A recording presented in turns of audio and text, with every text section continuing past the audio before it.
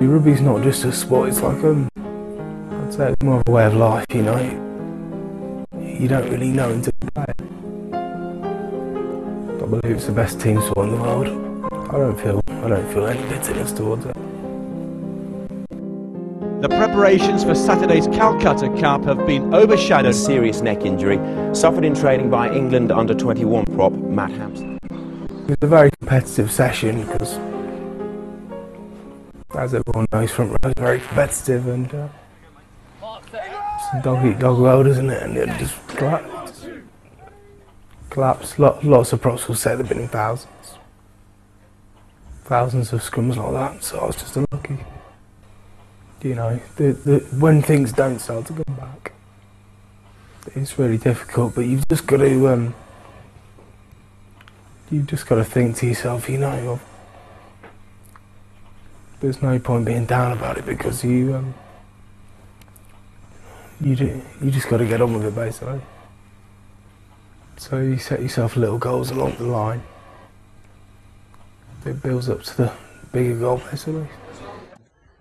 Martin Johnson is so touched by Hampson's story, he joined the 110-mile fundraising walk. The England manager did walk some of it to the Guinness Premiership final. I guess one minute you're getting on with your life and everyone else is, and the next it's all taken away from you. When it first happened, a lot of the guys, you know, when you go down to see him and you think, you know, it's upsetting for you to see one of your teammates like that, but most of the guys would come back and say that actually he made you feel better rather than the other way around. The sixth formers at Oakham School in Rutland straining every muscle on the scrum machine, well aware their coach is watching. Second rows, you just lift your heads up a little bit. 5 years ago, Matt Hampson was a formidable prop forward with England's under-21s, until one day in training, a scrum collapsed. He was in hospital for almost a year and a half, left paralysed from the neck down, but utterly determined to return to rugby. If he can't play, he will teach others. Some of the guys can be shocked by me, and some of the guys can be think, you know, he's been dealt a bad blow and he's getting on with it really and being inspired sometimes. So.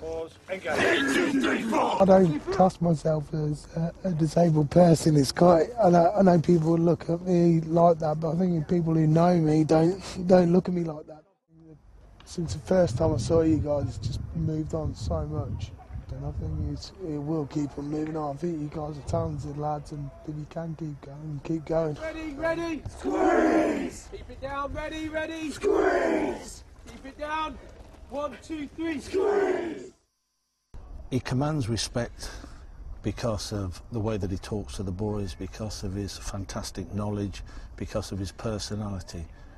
Everything else we totally disregard.